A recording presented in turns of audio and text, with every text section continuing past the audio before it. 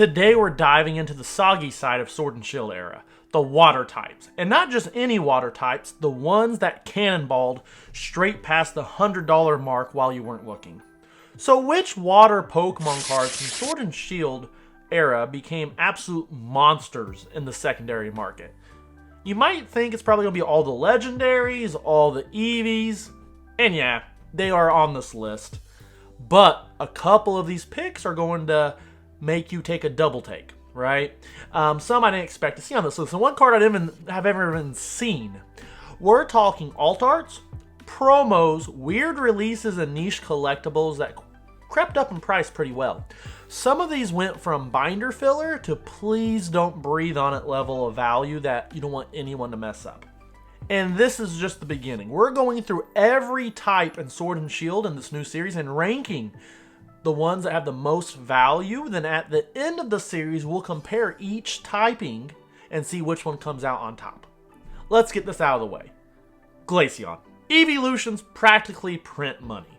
So the first one on this list as the most expensive water type card is Glaceon VMAX from Evolving Skies. This card didn't start off too well. It kind of went under the radar. Too many people weren't wanting it because they were all looking at the other Eevees. It has a nice dynamic scene, cozy vibes, other Pokemon just hanging around like it's a postcard from a snow day.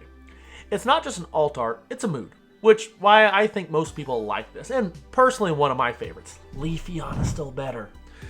While Evolving Skies launched in August 2021, people liked it, but as time passed, folks realized the pull rates were straight up criminal, and demand exploded, and this Glaceon easily pulls for $230 to $300 raw. A graded PSA 10 can be up to $1,000. It's not just about the Pokemon, it's the vibe. It's the story it tells on the card art. It looks like a Studio Ghibli film. And if you're a collector trying to complete the Eeveelution alt arts, this is one that you cannot miss out on.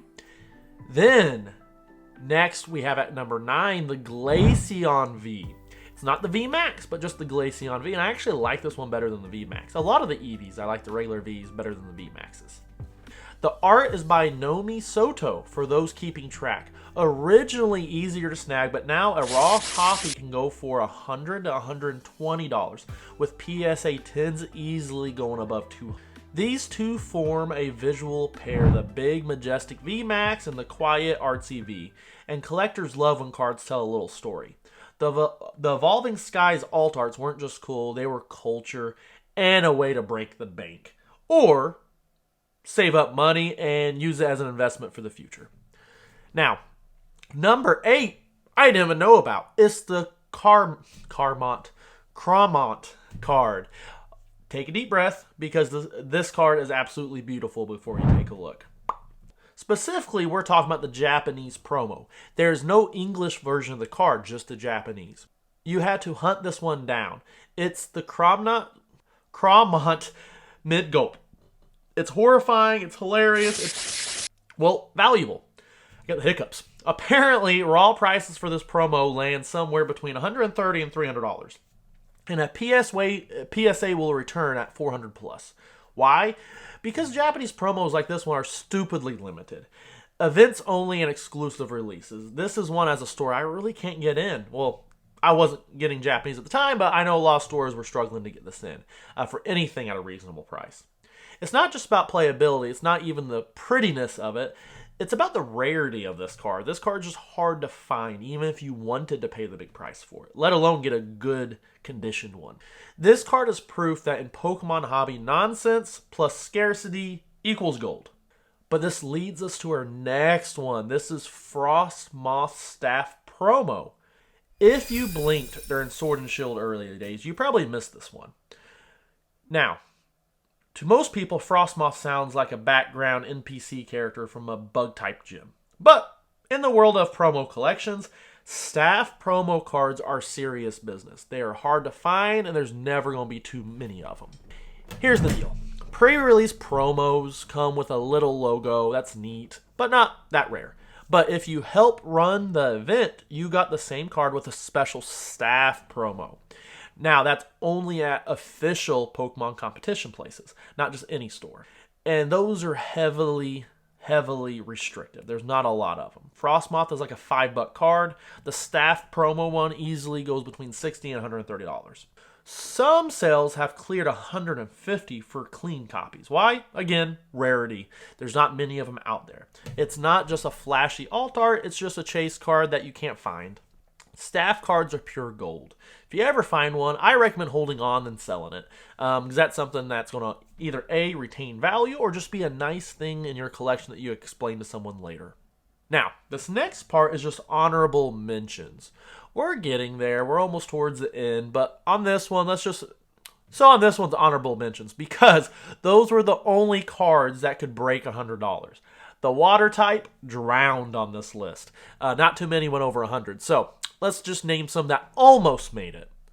And the first one in an almost made it category was Starmie V.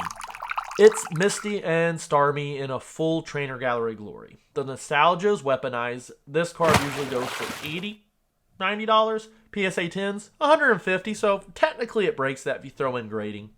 But beautiful card. I know this card used to be like $20, something like that. Now, and the next up on the almost made it category is Palkia V Alt Art. This card is from Astral Radiance, absolutely unhinged in the best way. It looks like one of those fancy paintings you have to explain to somebody. It essentially looks like an Elden Ring water type boss. Raw price is $50 to $70, but graded easily hits $150. The art style is unique and the vibes are galactic and legendary. It matches the whole space-themed distortion. This card originally was above $150 when it released, but it's never really quite recovered. Machamp just knocked it down, slapped it in its face, and it never got back to its feet. Now, the next one we have is Vaporeon VMAX and V promos from the Eevee collection boxes. I thought I had some back here, but I do not. While they don't quite break the bank, the VMAX hangs around about $50 to $70, which is still a good chunk. For a promo card, that's amazing on a regularly printed promo card. It wasn't like a heavily restricted one. If it gets a PSA 10, you're looking at $260 for one. And then as well as the V, coming in a slightly lower than the card itself.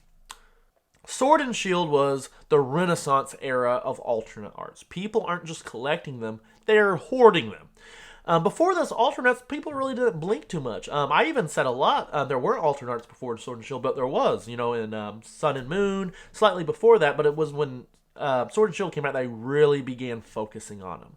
What we can take a look at this list is promo power. Cards that are hard to find, exclusives do very well. The rarer they are, the easier to find. The other thing that really makes them pop off is character love. We had 4 Eevees on this list and a legendary Pokemon. So legendaries, Eevees, usually starters as well do very well. And nostalgia. Nostalgia always does well. The Sword and Shield era is popping off because a lot of people hopped in, then it died down, and then it popped back up, and people are looking at it like, oh, I remember that set. Let me start collecting some of that. So that's increasing the values dramatically. And then we also learned grading can significantly improve the values of the cards. But to me, that's essentially a gamble. It's not guaranteed. You may end up spending an extra $25, $30 on the card, and it comes back with a lesser value because it got an 8. So only send in the card, in my opinion, if you love it for grading and you want to preserve it. So there it is. Your water type MVPs of Sword and Shield era. Some beautiful, some bizarre, all worth way more than you expected. Were you surprised by these? Do you got one of these tucked away in your binder? Drop a comment. Let's see who's been sitting on a mini fortune. And if I missed one, call me out on it. Let me know if there was another one above $100 I didn't see. We're covering every type, every chase, and building this towards an ultimate showdown. What's the best type of Pokemon in Sword and Shield? So this is just the first video in the series. You don't want to miss that. So hit the like, drop a sub, and ring the notification bell so YouTube actually lets you know when the videos are here so you don't miss out. Until then, I'm Bulba from Bulba Cards. I'll see you guys next time.